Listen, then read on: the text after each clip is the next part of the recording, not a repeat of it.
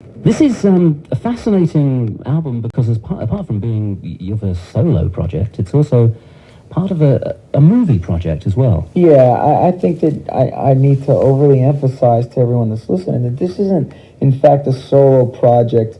It is because I wrote it all and co-produced it, but it isn't because if this was truly a Jon Bon Jovi solo album, the parameters I'd write would be very different. You know, this is truly a movie soundtrack, you know, that I had to write for a cowboy movie that was very popular here in America called Young Guns, and they're doing a sequel to it, which I hope will be, you know, as successful this time throughout the rest of the world, especially in England. How did you get involved? Well, Emilio Estevez, who is the star who plays Billy the Kid, is a friend of mine, and he told me that they wanted to use Wanted Dead or Alive as the closing credits song, and I was very pleased, but a little confused because I really realized that the lyrics didn't fit their movie and that I could write something in the vein of Wanted for their movie, you know, in a certain scene that he explained to me, but lyrically correct. And so I wrote Blaze of Glory, and one song turned into 4, which turned into 8, which turned into 10, and I agreed to do an album. You are actually in the movie. For 30 seconds, and it takes longer to explain the scene than for me actually to be in it, so don't go there expecting to see me. I'm in it, yes, you see me on the screen, it's a close-up shot, but I get killed in 30 seconds. It's over in a wink of an eye. Would you have acting ambitions, would you say? No, see, I've been asked to do movies throughout my career, and my defense consistently has been this is not my stepping stone to an acting career. But I don't really have any great aspiration to do it, especially while I'm more than capable of writing songs and touring as much as I like to do it.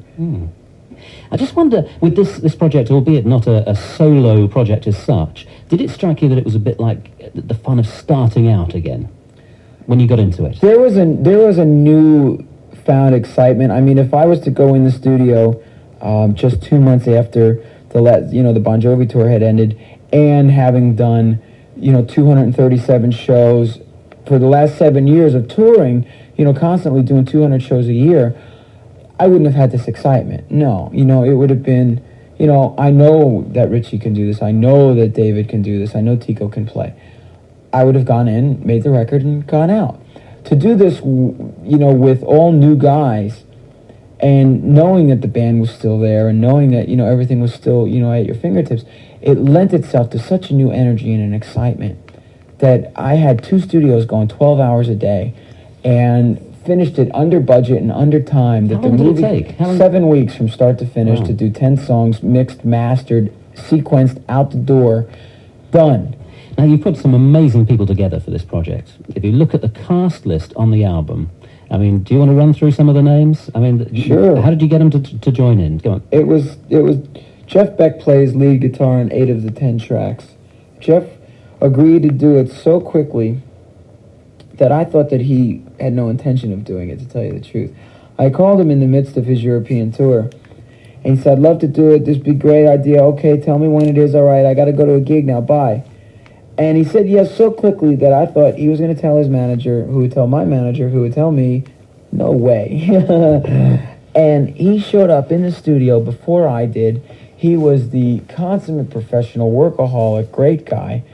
Jeff Beck is the consummate professional, in my opinion. And hasn't he played some great solos? Oh, man, I'll say. Terrific stuff. Jeff Beck you have, and you have a pretty good piano player or two in there as well, don't you? Yeah, this guy who was out of work, I figured I'd help him along, give him his big break, Not had much success of late? No, not ever, as Elton was in town working on a project of his own with several of the musicians that I used, and so, therefore, he couldn't be working at the time.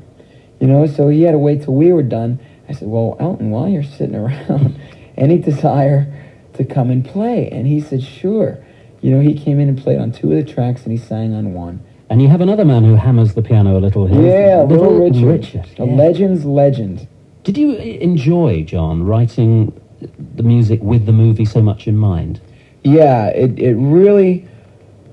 When it's understood that this is a movie, soundtrack and not a solo album, it inspires you, or it makes it easy for you to write a collection of songs, because you realize, well, Kiefer Sutherland doesn't have a song. Let me write Santa Fe. Pat Garrett's song is Blood Money.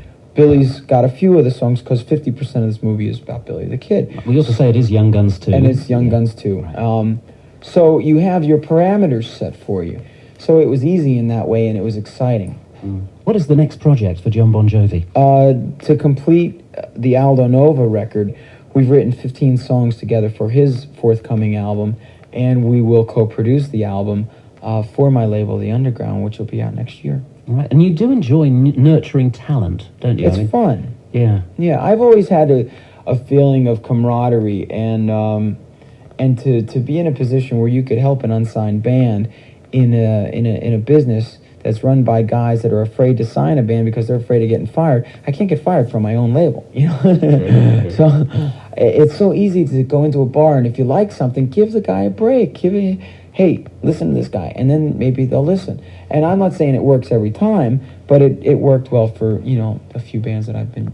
It worked well for you. You were lucky. Yeah. I mean, goodness. Was it hard for you then? Do you think it was a different time then? It was a different time then, and it was hard because no one helped us. No, there wasn't a guy in a band that gave us any kind of support. You know, there wasn't. You were slugging around, weren't Sure. you? I mean, literally, just up and down the East Coast. For years, Yeah. sure.